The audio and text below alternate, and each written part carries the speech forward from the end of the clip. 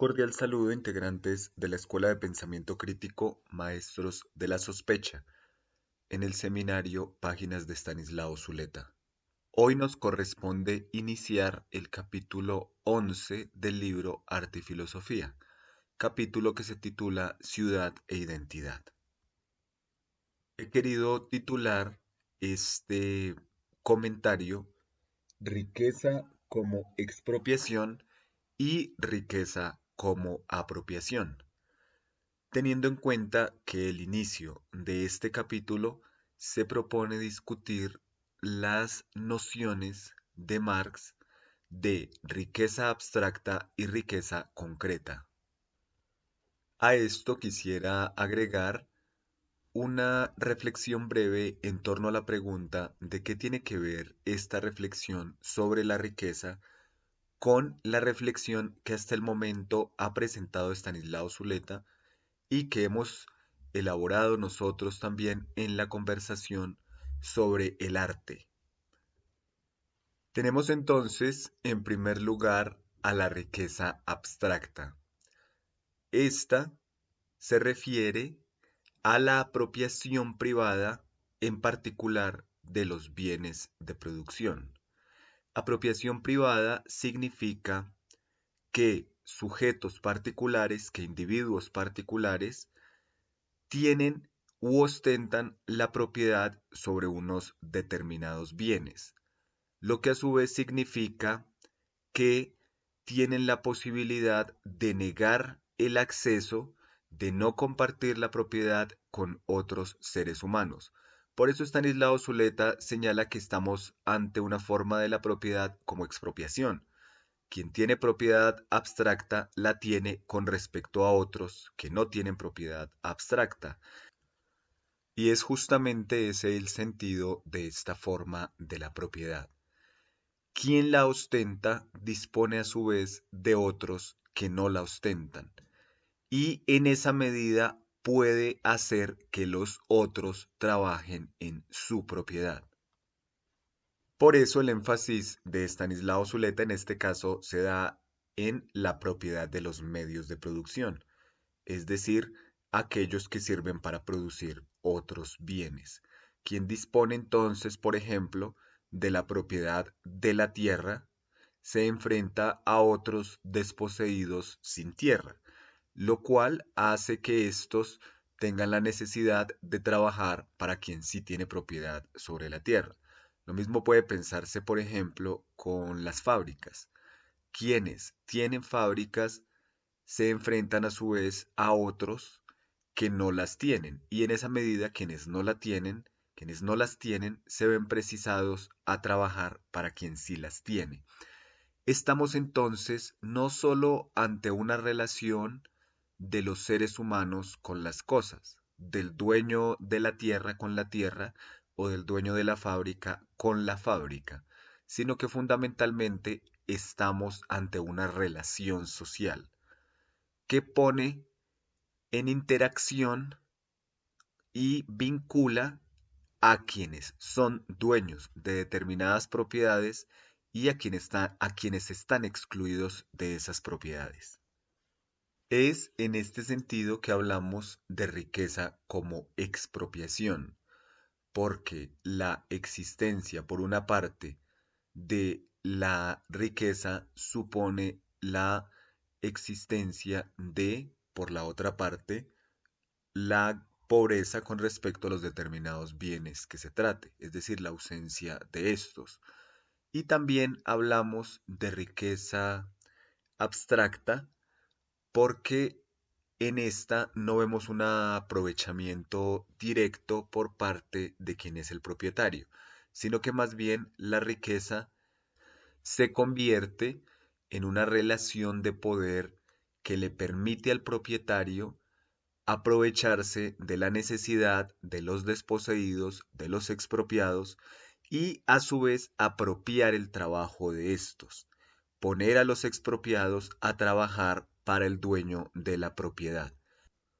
Por eso no estamos ante una propiedad que tenga que ver con las necesidades directas del sujeto que goza de esta propiedad, sino que estamos ante una propiedad que excede con mucho las necesidades de quien la posee y que tiene que ver más con la acumulación de poder en determinados ámbitos de la existencia y sobre determinados ámbitos de la población.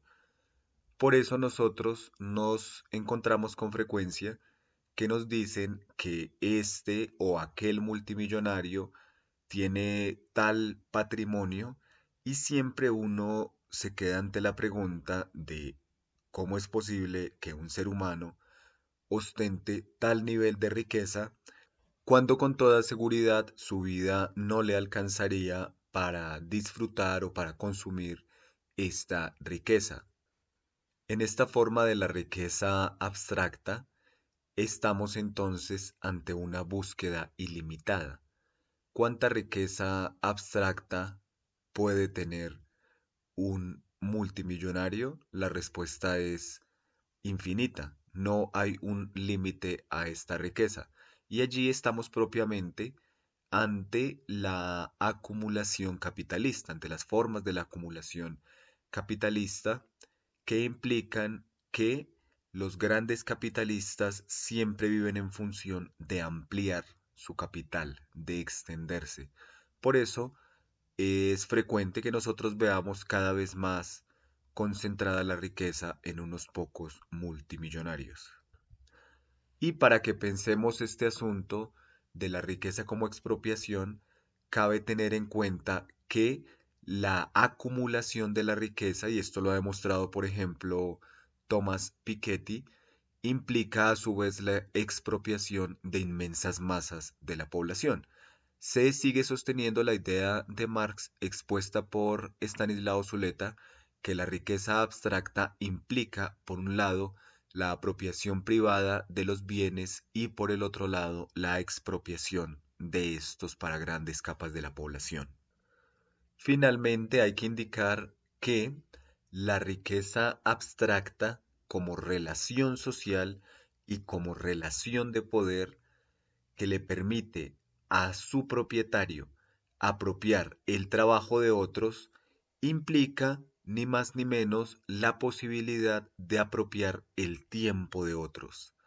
Quien tiene riqueza abstracta tiene la posibilidad de disponer del trabajo de quienes no la tienen. Y disponer del trabajo de otros implica disponer de su tiempo de vida, de sus energías vitales, de su capacidad y de sus iniciativas creativas. Por otro lado, Stanislao Zuleta expone el concepto de Marx de la riqueza concreta o la riqueza como apropiación. La riqueza concreta tiene que ver con las necesidades y su satisfacción, es decir, que es rico en términos concretos o dispone de riqueza concreta quien tiene una necesidad y encuentra los recursos para su satisfacción. Es decir, que cuando hablamos de riqueza concreta, estamos hablando de la ampliación de las necesidades y de la ampliación de los medios para su satisfacción, es decir, la ampliación de recursos y ampliación de capacidades de los seres humanos. Quien tenga entonces más necesidades, más recursos y más capacidades para la satisfacción de estas, puede decirse que se encuentra gozando de la riqueza concreta. Es decir, que cuando pensamos en la riqueza concreta, no solo pensamos en la eliminación de las necesidades, sino en el aumento de estas. Quien más tenga necesidades es quien más se encuentra abierto a la posibilidad de la apropiación de recursos para su satisfacción. Y quien más tenga condiciones para la satisfacción de sus necesidades será quien a su vez tenga esta expresión de la riqueza. Ahora, aquí no estamos ante una forma de la riqueza como expropiación porque el hecho de que alguien satisfaga una determinada necesidad no implica que los demás no puedan hacerlo. En el ámbito de la propiedad, como bien lo señala Stanislao Zuleta, que alguien tenga una propiedad, supongamos sobre un lote de terreno, implica que otros a su vez no puedan gozar de esa propiedad. Justamente a eso se refiere la propiedad privada, a que otros no tengan acceso a esa propiedad. En tanto que si un ser humano logra la satisfacción, digamos, de sus necesidades fisiológicas, pensemos en la comida, la bebida, si logra a su vez la ampliación de esas necesidades y requiere, por ejemplo, de educación, de arte y de cultura, eso no significa que otro ser humano no pueda a su vez satisfacer sus necesidades en estos ámbitos, tanto las necesidades de alimento, bebida, etcétera, como necesidades de otro orden cultural, artístico, educativo. La satisfacción de uno no implica la no satisfacción del otro, sino que es perfectamente pensable que ambos tengan la posibilidad de satisfacer sus necesidades. La riqueza concreta implica a su vez la existencia de la posibilidad y de la capacidad de la satisfacción de necesidades. Y a este respecto podemos poner un ejemplo sencillo. Habría riqueza concreta si alguien tiene, digamos, la necesidad de libros, de incorporar la lectura en su vida. Tenemos entonces la necesidad. Luego necesitaríamos la posibilidad de acceso a los bienes que se requiere. En este caso, tendríamos que estar ante un ser humano que se encuentra en una sociedad que le da la posibilidad de acceder a los libros. Y en tercer lugar, hablaríamos de capacidad, porque no basta que un ser humano tenga en sus manos un libro para que pueda acceder a este. Se necesita que se haya dotado de las condiciones culturales, intelectuales, de la sensibilidad para acceder a los libros. Entonces, la riqueza concreta implica la existencia de sujetos que tienen la necesidad, la posibilidad de acceso y la capacidad para el acceso a los bienes.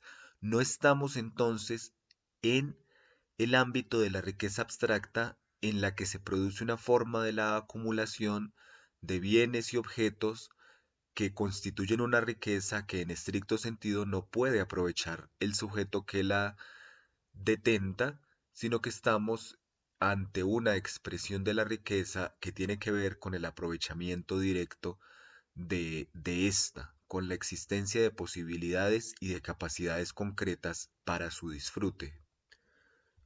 Por eso es que es factible pensar la existencia de seres humanos que gozan de inmensas cantidades de riqueza abstracta en el sentido de propiedades sobre los medios de producción, de fábricas, de tierras, etcétera, y a su vez no gozan de riqueza concreta, porque no se han cualificado para acceder a formas de la existencia cada vez más desarrolladas o refinadas en el sentido de ampliación de la inteligencia y la sensibilidad. En la riqueza concreta encontramos otra diferencia fundamental, y es que cuando hablamos de riqueza concreta estamos ante dos asuntos: de singularidad de los sujetos. Cada sujeto tendrá un juego de necesidades, un conjunto de necesidades singulares. La riqueza concreta pone en juego entonces las posibilidades particulares de cada sujeto. Cada sujeto tendrá un conjunto de necesidades distintas y una forma de apropiación distintas, y en ese sentido tendrá la necesidad de cualificar unas determinadas capacidades distintas. Y a su vez, cuando hablamos de riqueza concreta, hablamos del tiempo de la vida, del desarrollo del tiempo de cada vida particular, de qué hace cada sujeto con el tiempo de su propia existencia. Y creo yo que allí nos encontramos con la relación con el arte. Y creo que esta discusión tiene que ver con el arte. Porque si nos encontramos en el ámbito de la riqueza abstracta y nos situamos del lado de quienes se encuentran desposeídos de esta forma de la riqueza, pues estamos ante sujetos que carecen de tiempo para el desarrollo de sus necesidades singulares.